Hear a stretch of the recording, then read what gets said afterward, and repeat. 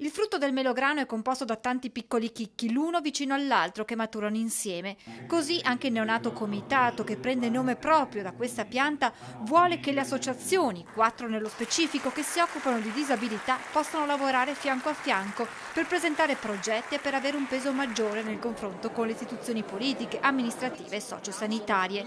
Contare di più là dove si decide anche attraverso propri rappresentanti. Io credo che ormai i tempi siano maturi perché le decisioni che ci riguardano vengano prese da parte degli organi preposti anche assieme a dei nostri rappresentanti, e per questo è di fondamentale importanza che gli organi politici, che sono consigli comunali, provinciali, locali o le istituzioni sociosanitarie, siano composte abbiano anche una quota di persone che vivono la disabilità o la non autosufficienza. Quasi 500 persone, oltre 15 sindaci alla presentazione del Comitato Melograno, che ha regalato diversi momenti emozionanti.